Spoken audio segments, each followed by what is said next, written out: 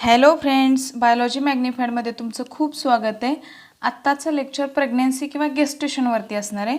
बघा, मुलांचे डाऊट्स कशाबद्दल होते. प्रेग्नेन्सी आहे, प्लासेंटा, पार्च्युरेशन. तर पार्च्युरेशनवरती ऑलरेडी मी डिटेल लेक्चर बनवलं आहे. मला वाटतं तुम्ही एकदा अजून ज्यांना डाऊट आहे पार्च्युरेशनबद्दल त्यांनी ते लेक्चर परत एकदा बघा आणि मग जरी काय डाऊट राहिला तरी मग आपण परत रिपीट घेऊयात. पण ऑलमोस्ट मी सगळ्या गोष्टी त्याच्यामध्ये कव्हर केलेत, तर तुम्ही ते बघा. त्याच्यानंतर जेनेटिक्सचे प्रॉब्लेम घ्यायचे आहेत, बरोबर की नाही. मग आज आपला प्रेग्नन्सी आणि प्लासेंटा हे लेक्चर्स होतील. याच्यावरचे डाऊट सगळे क्लिअर होतील. आणि एक्सक्रिशन आणि ऑस्मोरेग्युलेशन हा टॉपिक आपला सुरू करूयात आज आपण. आणि जेनेटिक्सवरचे जे प्रॉब्लेम्स आहेत ते आपण उद्या घेऊयात. आता राहिला प्रश्न स्ट्रॅटेजीचा, बरोबर की नाही. स्ट्रॅटेजीमध्ये आपण काय देत होतो, दररोज काय करत होतो, क्वेश्चन्स देत होतो. आणि मग जे आपले टॉपिक कव्हर करून झालेत त्याच्यामधला ॲनिमल हजबंड्री आणि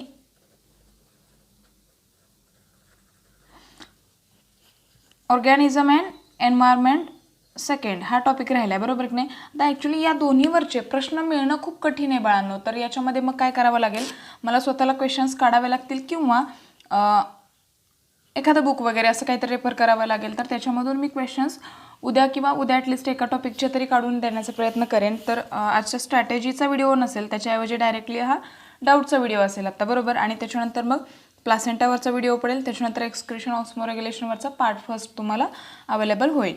तर आता आपण प्रेग्नन्सी किंवा गेस्टेशन बघूयात. प्रेग्नन्सी म्हणजे काय, तर carrying one or more embryos. बघा, ही गोष्ट लक्षात ठेवायची. फक्त ओनली वन आलं तर ते सेंटेन्स चुकीचं असेल, याच्यावरती सुद्धा क्वेश्चन बनवू शकतो. तर वन ऑर मोर, कारण आपल्याला माहिती आहे ट्विन्स असतात, कधी कधी 3 पण असतात, आपल्याला माहिती आहे. तर in the uterus of mother किंवा नॉर्मली इन द युटेरस, याला आपण काय म्हणतो, प्रेग्नन्सी किंवा गेस्टेशन म्हणतो. आणि हा जो पिरियड आहे तो ॲव्हरेजली 266 डेज असतो. कधीपासून, from fertilization, from the date of fertilization. फर्टिलायझेशनपासून जर काउंट करायचं म्हटलं तर 266 डेज असतो. आणि 280 डेज कधी असतो, from last menstruation. Last menstrual cycle जेव्हा आली त्याच्यानंतर 280 डेज, कारण आपल्याला माहिती आहे की 14th डेजला काय होत असतं, फर्टिलायझेशन होतं. आणि मग त्याच्यामधून 14 दिवस याच्यामधून काय करायचे, वजा करायचे, म्हणून 266. आणि हे जर नाही पकडलं फर्टिलायझेशन कधी झालं हे जर आपल्याला नसेल माहिती, बरोबर, तर त्याच्यानंतर मग किंवा त्या गोष्टी इन जनरल, तर मेन्स्ट्रुएशनपासून आपण काय पकडतो, 280 डेज पकडतो. तर हे लक्षात ठेवायचे तुम्हाला. मग याच्यामध्ये प्रेग्नन्सीला 3 ट्रायमस्टर्समध्ये काय केलं जातं, डिवाईड केलं जातं. ट्रायमस्टर्स म्हणजे 3 महिन्यांचं एक पिरियड आहे. आणि असे 3 ट्रायमस्टर आहेत. तर त्याच्यामधली फर्स्ट ट्रायमस्टर खूप सोपी आहे. प्रेग्नन्सीची जे काही इव्हेंट्स आहेत ते खूप सोपे आहेत, लोड अजिबात घ्यायचा नाही आहे. मग त्याच्यामध्ये आपण फर्स्ट ट्रायमस्टर बघूयात. त्या फर्स्ट ट्रायमस्टरमध्ये एम्ब्रिओमध्ये काय चेंज होतो आणि तुमच्या मदर बॉडीमध्ये काय चेंज होतो. तर या 2 स्टेप्समध्ये आपल्याला ही फर्स्ट ट्रायमस्टर ही बघायची आहे. मग एम्ब्रिओमध्ये बघा, पहिले जे 2 ते 4 आठवडे आहेत त्याच्यामध्ये बघा, यांना काय म्हटलं जातं किंवा याच्यामध्ये काय केलं जातं, तर हा जो एम्ब्रिओ आहे तो काय करतो, डायरेक्टली न्यूट्रिएंट्स कुठून ॲब्झॉर्ब करत असतो किंवा मिळवत असतो, तर एंडोमेट्रियममधून. म्हणून मदरच्या बॉडीमध्ये सुद्धा जास्त चेंजेस याच्यामध्ये होत असतात. इथं काय लक्षात ठेवलं आहे तुम्ही, तर पहिल्या 2 ते 4 आठवड्यांमधून काय होतं, डेव्हलपमेंटच्या एम्ब्रिओ जो आहे तुमचा तो न्यूट्रिएंट्स डायरेक्टली एंडोमेट्रियममधून ऑब्टेन करत असतो. आणि हा मेन पिरियड आहे ऑर्गॅनोजेनेसिस आणि डेव्हलपमेंटचा. कशाच्या डेव्हलपमेंटचा, डेव्हलपमेंट ऑफ बॉडी ऑर्गन्स किंवा बॉडीच्या डेव्हलपमेंटचा मेन पिरियड आहे. मग आता बघा, खूप इंटरेस्टिंग थिंग आहे, ऑर्गॅनोजेनेसिस फर्स्ट ट्रायमस्टरमध्ये होतं. आणि साईज जी आहे फिटसची, एम्ब्रिओची, ती किती आहे, फक्त 5 सेंटीमीटर. मग याच्यामध्ये काय प्रकार आहे हा, तर 8 आठवड्यांपर्यंत, at 8 weeks all major structures. बघा आता याच्यामध्ये हा वर्ड महत्त्वाचा आहे, of adult are present in rudimentary form. आता रुडिमेंटरी फॉर्म म्हणजे काय, तर कंडेन्स फॉर्म, तयार झालं आहे बट डेव्हलप झालं आहे का नाही.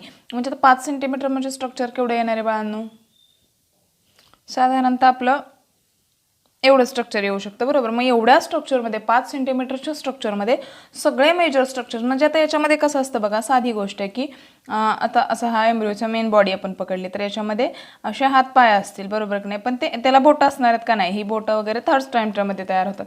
म्हणजे इथं फक्त हे रुडिमेंटरी फॉर्ममध्ये. तर हे असं फिटसचं स्ट्रक्चर थोडक्यात हे असं असतं, 5 सेंटीमीटरच्या लेंथ एवढं असतं. तर याच्यामध्ये ही गोष्ट लक्षात ठेवायची, मेजर स्ट्रक्चर, मायनर नव्हे, मेजर स्ट्रक्चर रुडिमेंटरी फॉर्ममध्ये तयार झालेले असतात त्याच्यामध्ये. आणि याला आपण असं स्ट्रक्चर झालं रुडिमेंटरी फॉर्ममध्ये मेजर स्ट्रक्चर आले की त्याला आपण फिटस म्हणतो आणि 8 आठवड्यापर्यंत आपण त्याला काय म्हणत असतो बाळांनो, एम्ब्रिओ. तर फिटस इथून म्हणतात, ही गोष्ट व्यवस्थित लक्षात ठेवा. हे झालं एम्ब्रिओमधले चेंजेस. आता मदरच्या बॉडीमध्ये काय चेंजेस होतात.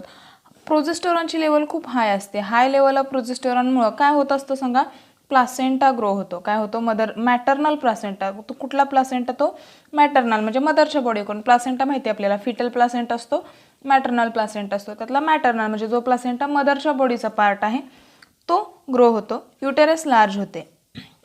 युटेरस काय होते, लार्ज होते आणि ओव्ह्युलेशन आणि मेन्स्ट्रुअल सायकल स्टॉप होते. तर हे एवढे 3-4 चेंजेस आहेत, हे व्यवस्थित लक्षात ठेवायचे. याच्यामध्ये बाकी काही नाही आहे. रॅडियल चेंजेस या दोघांमध्ये सुद्धा इथं होत असतात, कारण इथं हार्मोनल लेवल खूप इम्बॅलन्स होत असते आणि याच्यामध्ये ग्रोथ होत असते. तर ही गोष्ट लक्षात ठेवा.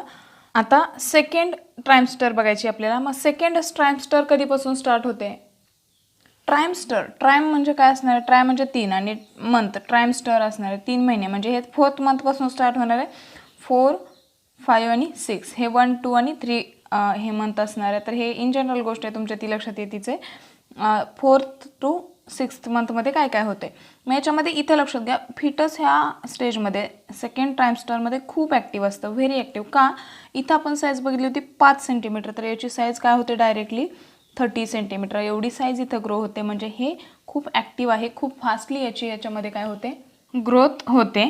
आता हे झालं सगळं फिटसमधलं, बरोबर. फिटसची साईज याच्यामध्ये 5 सेंटीमीटरपासून 30 सेंटीमीटरपर्यंत वाढते, ही ग्रोथ झाली, राईट. आता याच्यामध्ये युटेरसमध्ये काय चेंज होतं, तर युटेरस पण ग्रो होते. कुठपर्यंत ग्रो होते, grows enough for the pregnancy to become obvious. म्हणजे ऑब्वियस आहे की आपल्याला माहिती आहे की 3rd मंथ कंप्लीट झाल्यानंतर प्रेग्नेन्सी टू बिकम ऑब्वियस म्हणजे तुम्हाला इझिली काय करता येतं, ती मदर कन्सीव्ह आहे हे तुम्हाला वरून दिसता यायला लागतं. म्हणजे तेवढी काय होते, युटेरसची साईज वाढते. तर आपल्याला इझिली ओळखायला येतं की ती मदर प्रेग्नेंट आहे, सिम्पली एवढी साईज वाढते. त्याच्यानंतर हार्मोन लेवल स्टॅबिलाइज होते. इथं काय होतं, हाय प्रोजेस्टेरॉन लेवल होतं आणि हे कशामुळे असतं, तर HCG ह्युमन कोरियोनिक गोनॅडोट्रॉपिन ह्याच्यामुळे होतं, बरोबर की नाही. मग याच्यामध्ये काय होतं, तर ह्युमन कोरियोनिक गोनॅडोट्रॉपिन ह्याची लेवल काय होते, डिक्लाइन होते, कमी होते, ठीक आहे. आणि त्याच्यामुळं काय होतं, कॉर्पस लुटियम डिटोरिएरेट होते. आता म्हणजे रिग्रेस होतं म्हणजे ते संपली आपण काय म्हणूयात, डॅमेज होतं, ते स्ट्रक्चर राहत नाही, बरोबर. का, तर हे जे कॉर्पस लुटियमचं स्ट्रक्चर आहे, कॉर्पस लुटियम जे तुमचं प्रोजेस्टेरॉन सिक्रेट करणार आहे, हे कोणाच्या कंट्रोलमध्ये असतं, HCGच्या. आणि इथे HCG काय होतो, डिक्लाइन होतो. त्याच्यामुळं कॉर्पस लुटियम डिटेरिओरेट होतो. तर ही गोष्ट इथं लक्षात ठेवायची. आणि मग आता हा डिटोरिएट झाल्यानंतर कोण, कॉर्पस लुटियम. मग प्रोजेस्टेरॉन कोण सिक्रेट करणार, तर प्रोजेस्टेरॉन कोण सिक्रेट करतं, तर placenta completely takes over the production of progesterone. म्हणजे इथं काय होणार आहे, कॉर्पस लुटियम डिजनरेट होतं आणि तुमचं प्लासेंटा काय करतो, प्रोजेस्टेरॉन सिक्रेट करतो. हे चेंजेस आहेत तुमच्या सेकंड ट्रायमस्टरमधले, एवढे लक्षात ठेवायचे. हे कॉर्पस लुटियम डिजनरेट होऊन प्लासेंटा प्रोजेस्टेरॉन सिक्रेट करणार, HCG ह्याची साईज आणि युटेरसची साईज वाढते. बस 3च पॉईंट याच्यामध्ये आहेत. आता नेक्स्ट आपल्याला बघायची थर्ड ट्रायमस्टर किंवा फायनल ट्रायमस्टर. आता याच्यामध्ये किती असणार आहे सांगा, 7, 8 आणि 9th मंथमध्ये जो काही चेंज होणार आहे तो याच्यामध्ये असणार आहे. मग फिटस, आता आपण बघितलं फिटसची साईज काय झाली, 5 सेंटीमीटर फर्स्ट ट्रायमस्टरमध्ये, त्याच्यानंतर 30 सेंटीमीटर सेकंड ट्रायमस्टरमध्ये आणि तुमचा जो 3rd ट्रायमस्टर आहे त्याच्यामध्ये काय होणार आहे, 50 सेंटीमीटर होणार आहे. बघा म्हणजे फिटसची साईज किती होते, 50 सेंटीमीटर लेंथ. आणि याच्यामध्ये वेट जे आहे ते 3 to 4 kg पर्यंत काय होतं, फिटसचं वेट होतं. अंडर वेट जे बेबीज असतात, जे फिटस असतात, त्यांचा प्रश्न वेगळा आहे, बट हे इन जनरल आहे, ठीक आहे. याच्यापेक्षा आता आपल्याला माहिती आहे कधी कधी जास्त पण होतं, बट हे ॲव्हरेज रेंज आहे त्याची लक्षात ठेवा. आणि लेंथ आहे 50 सेंटीमीटर. आता हे झालं फिटसच्या बाबतीत, ठीक आहे. याच्यानंतर काय आहे, युटेरस एक्सपांड होतं. आता एवढी साईज वाढली, 30 to 50 सेंटीमीटर आहे, प्लस काय आहे याच्यामध्ये 3 to 4 kg वेट आहे. तर हे एवढ्या साईजचं बेबी सामावून घेण्यासाठी किंवा त्याला होल्ड करण्यासाठी युटेरस एक्सपांड होते. कुठं, बेबीच्या अराउंड युटेरस काय होत असते, एक्सपांड होते. आणि मग त्यामुळं काय होतं, युटेरस एक्सपांड झाल्यामुळं मदरचे जे ॲबडॉमिनल ऑर्गन्स आहेत बघा, ते काय होतात, कॉम्प्रेस होतात आणि डिस्प्लेस होतात. इकडे तिकडं थोडेसे डिस्प्लेस होतात, कारण कॉम्प्रेशन झालेलं असतं. आणि त्याच्यामुळं काय होतं, युरिनरी ब्लॅडरवरती काय होतं, बाळांनो प्रेशर येतं. काय होतं, हे कॉम्प्रेस ऑर्गन्स झाल्यामुळं किंवा ॲबडॉमिनल ऑर्गन्सवरती स्ट्रेस आल्यामुळं काय होतं, तुमचं युरिनरी जे ब्लॅडर आहे मदरचं ते सुद्धा काय होत असतं बाळांनो, तर कॉम्प्रेस होतं आणि त्याच्यामुळं युरिन जास्त वेळ किंवा जास्त युरिन त्याच्यामध्ये साठवून ठेवलं जाऊ शकत नाही, म्हणून फ्रिक्वेंट युरिनेशन होतं, सारखं युरिनेशन होतं. त्याच्यानंतर डायजेस्टिव्ह ब्लॉकेज होतात, कारण जे डायजेस्टिव्ह ट्रॅक आहे, ॲलिमेंटरी कॅनल आहे, त्याच्यामध्ये लार्ज इंटेस्टाईन असेल, स्मॉल इंटेस्टाईन असेल, त्याच्यामध्ये प्रेशर येतं बरोबर, आणि त्याच्यामुळे डायजेस्टिव्ह ब्लॉकेज होत असतात. आणि जे बॅक मसल्स आहेत त्याच्यामध्ये काय होत असतो, स्ट्रेन येत असतो, कारण वेट बॅलन्स करावं लागतं. तर ह्या सगळ्या गोष्टी कशामध्ये होत असतात, मदरच्या बॉडीमध्ये आणि फिटसची साईज. तर हे आहे प्रेग्नेन्सीच्या स्टेजेस. याच्यामध्ये बघा बाकी किचकट असा कुठलाही पार्ट नाही आहे. याच्यानंतर काय होतं हे आपण पार्च्युरेशनमध्ये व्यवस्थित सांगितलं आहे.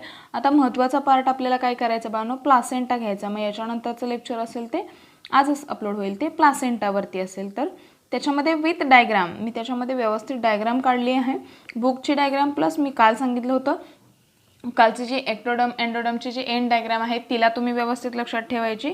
त्याच्यावरती बेस्ट तुम्हाला डायग्राम बेस्ट प्लासेंटा समजावून सांगितला जाणार आहे त्या डायग्राममध्ये. आणि याच्यामधले प्रेग्नन्सीमधले जर सगळे डाऊट्स तुमचे क्लिअर झाले असतील तर आपल्या चॅनलला जास्तीत जास्त लाईक करा, शेअर करा आणि सबस्क्राईबसुद्धा करा मित्रांनो. थँक्यू.